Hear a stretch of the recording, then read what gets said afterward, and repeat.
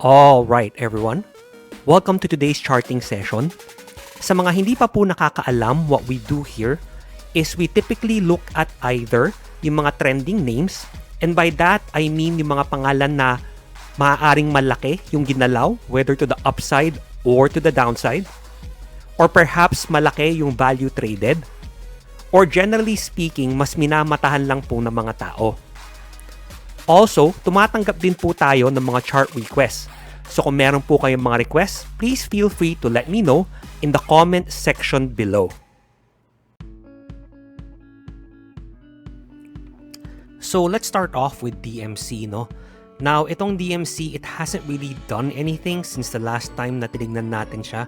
It's still stuck more or less within this range here, between 8.65 to 9.42.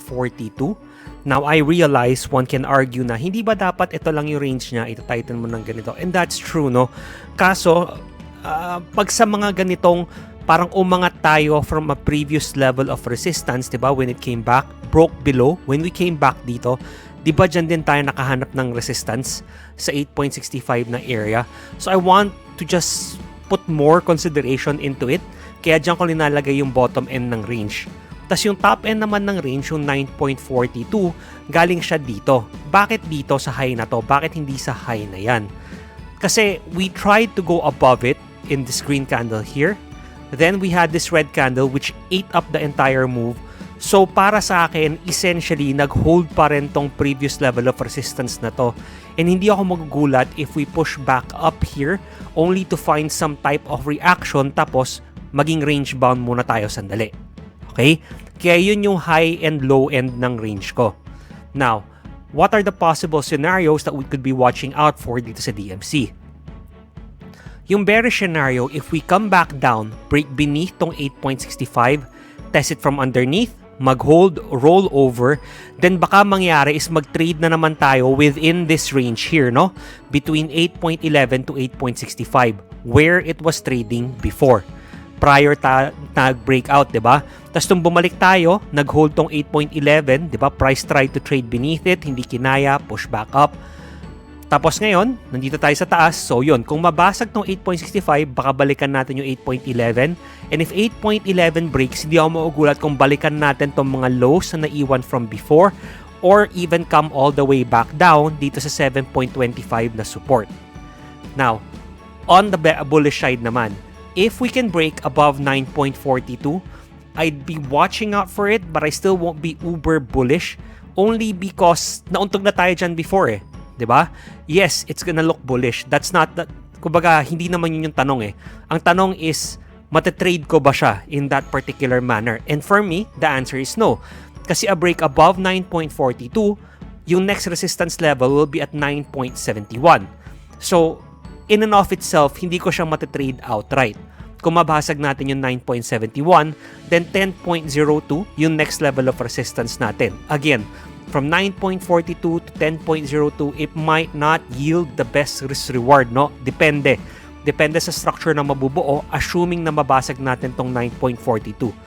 But what I can say is I'll start watching more if mabasag natin yung 9.42 to see what develops and what structure forms and figure out kung there's something to trade or something to do business with, assuming mangyari ngayon. Next, tignan natin yung SCC, no? So, last we looked at tong SCC. Sabi ko nga, nag-form tayo ng high dito. Ito, possible higher low from this. So, essentially, bullish pa rin yung structure natin, albeit hindi ganun kaganda na nakain tong move na pataas na to. Diba? So, from there, ano na ba yung nangyari next? Essentially, nagko-consolidate lang tayo sa range na to between 29.8 papuntang 32.9. Nakastock muna tayo sa range na yan and hindi pa tayo gumagalaw from there. So since we're in the middle of chop, again, I'm being extra careful.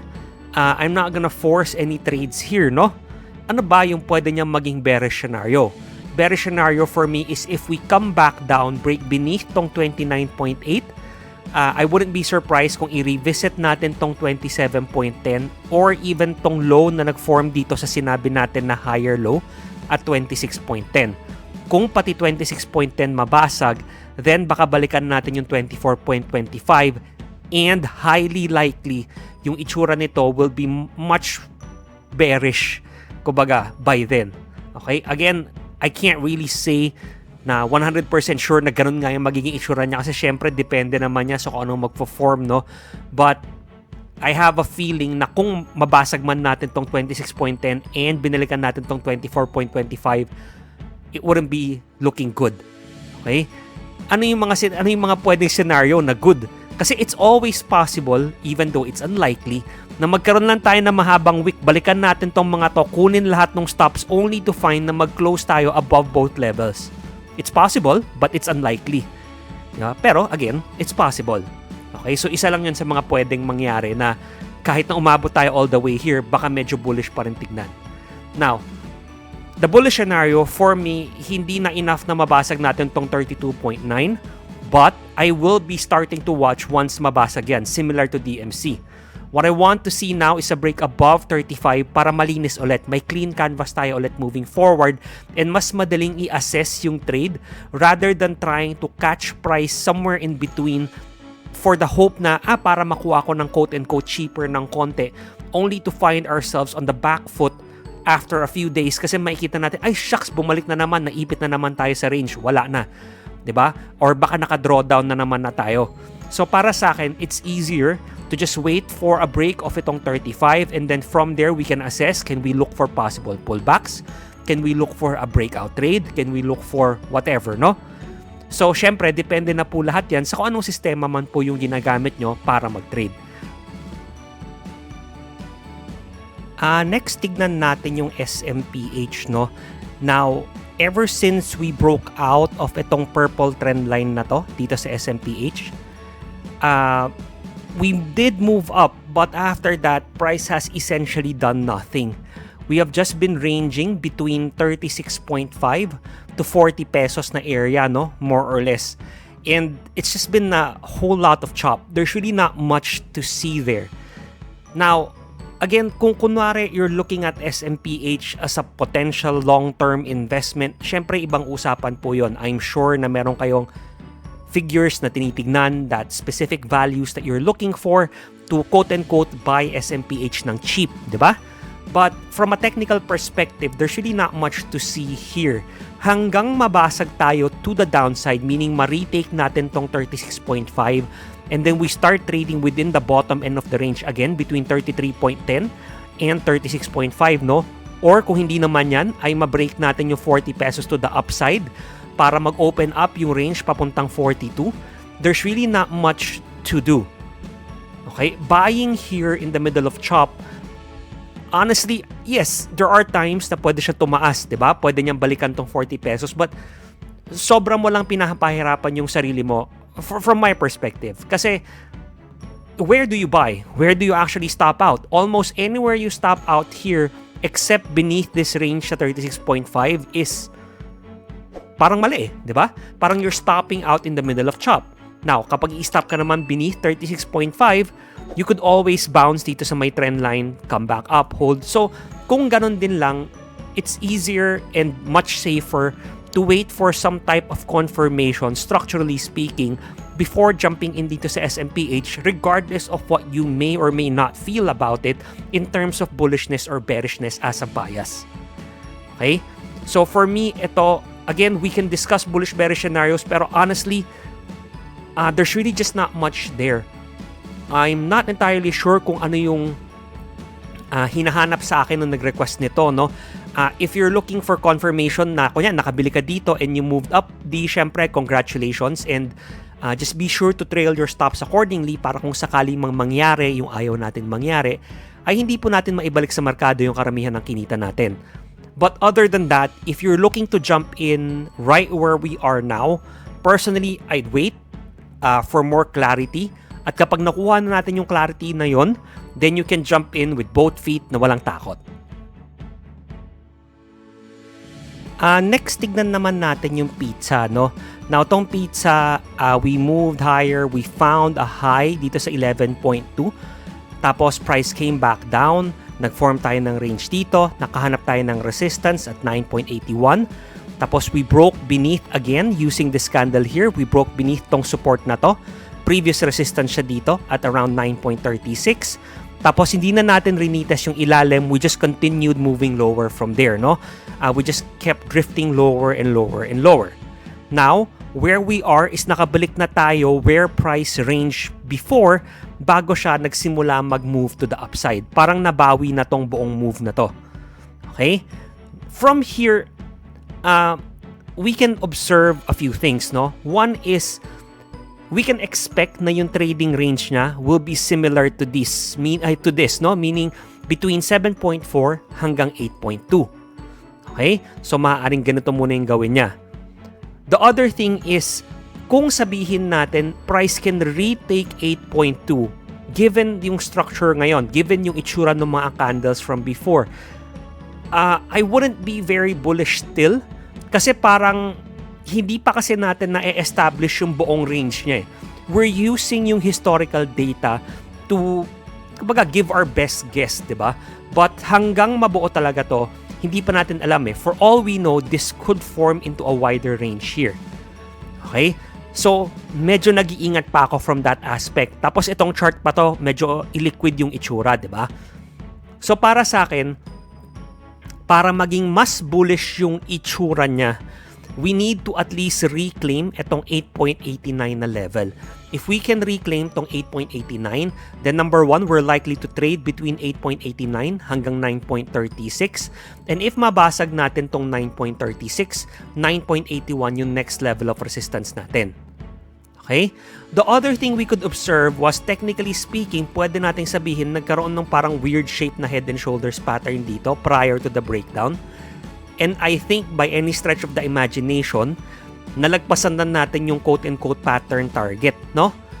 So, if naniniwala kayo sa ganon, if tinitingnan nyo yung pattern target, you might be thinking na, so since nalagpasan na natin itong pattern target nga na to, does that mean na may potential na tayo for reversal? Does that mean that we're gonna move na to the upside?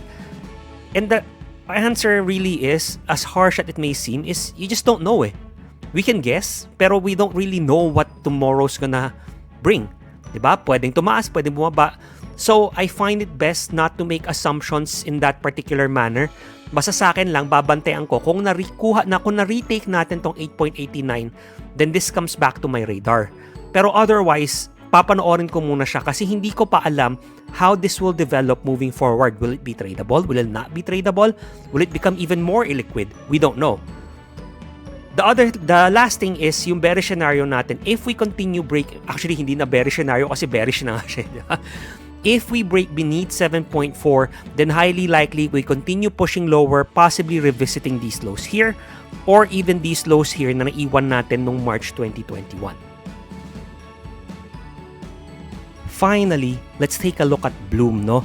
Now, Bloom, talagang na-establish lang na we have this very wide range where price is trading at.